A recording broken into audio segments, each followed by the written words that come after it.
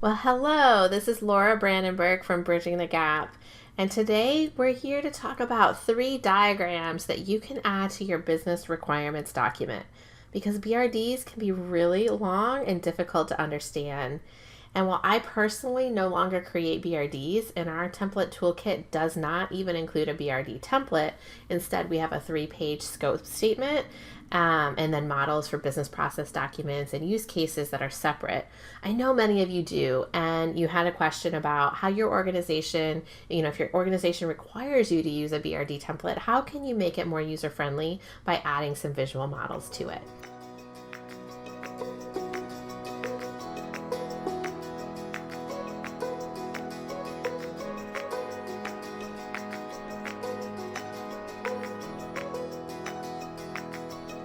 So today we're going to actually demo a couple of diagrams. These are all from our visual model sample pack, and that you can easily add to a BRD to make it more clear. Now the first one of these diagrams is called a system context diagram. This shows the central system under design and the primary ways information flows into and out of the system. You see here we have a portal, and then we have the accounting system, internal system, email server, document management system. These are all showing how information goes back and forth between the central portal, which was the system under design, and then the other related systems. And this is really useful in a BRD because it can help you just show the big picture of the system and how it fits together with everything else in your organization. And it's included in our 3-page scope statement template that we offer at Bridging the Gap, and it's included in a lot of different diagrams. It's a really common diagram for business analysts to use because it really brings a lot of clarity very quickly. Now the second model you might look to create, and this one you might be familiar with, is called a workflow diagram or a business process flow diagram or a business process model. And while you can create them at a really low level of detail, this one here is relatively detailed and dialed into a very specific business process.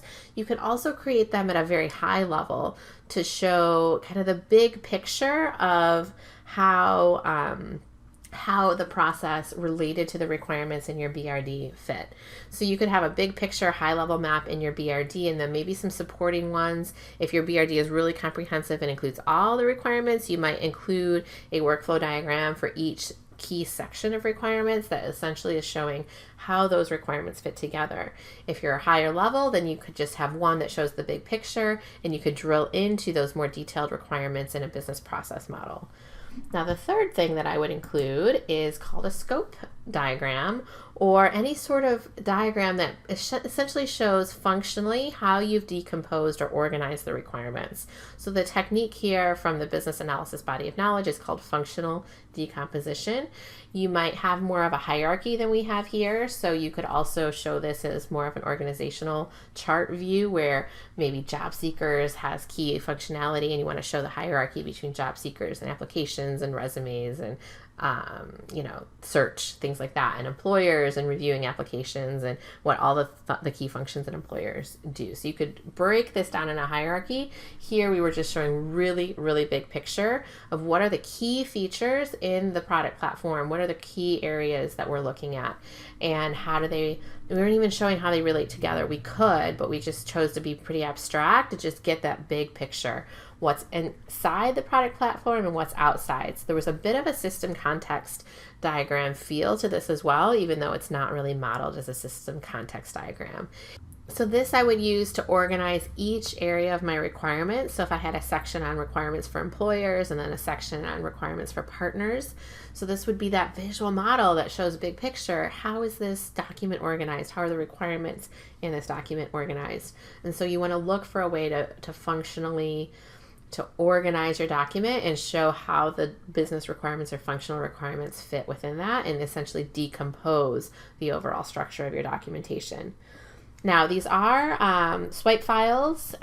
What you're seeing here is the PDF, but in our visual model sample pack, we have swipe files in the native format of each of the models. We have 22 different models covered, and I've just been focusing on the visual here because it tends to be the most interesting, but inside that pack you also get an overview of the model, a link to the BABOT guide, why I created the model. So all of these were created in my real world work as a business analyst. a description of the different elements of that model, different terminology that can be used and how this kind of fits in with business analysis techniques and terminology, when you would use it, and the step-by-step guide on how to create a similar model, and finally kind of what to watch out for, the common mistakes people make with this model and how that trips them up in their business analysis work. So again, you can download the visual sample pack from our website. It is a paid product. It's $97. And you get 22 of these PDF documents along with the actual source files that you can use right away to start creating these in your own business analysis work. So, but to recap, if you're looking to add to your BRD, the 3 models I would really suggest paying attention to make it more user-friendly are the system context diagram that we looked for here, the process flow diagram to show either that high level or maybe several of them to show a lower level detail for each area of your business requirements document, and then the scope model, or something that shows kind of in general, how is this document organized and how are the requirements in this document organized. Those are going to take you a long way to making a clearer document that's easier for your stakeholders to understand, easier for you to review with your stakeholders, and get lots of buy-in on that as well. So again, Laura Brandenburg from Bridging the Gap. Happy modeling!